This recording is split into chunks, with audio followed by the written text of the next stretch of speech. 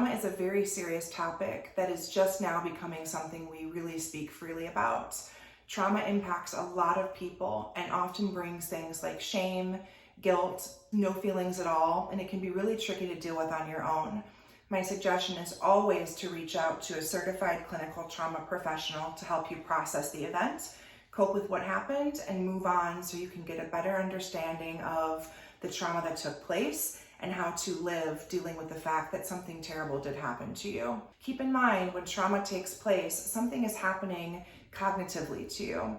You are actually having a change in your neural pathways in your brain when something traumatic takes place. You can't really undo that on your own. You do need a cognitive behavioral therapist to help and guide you along with how you can get better from this event that took place.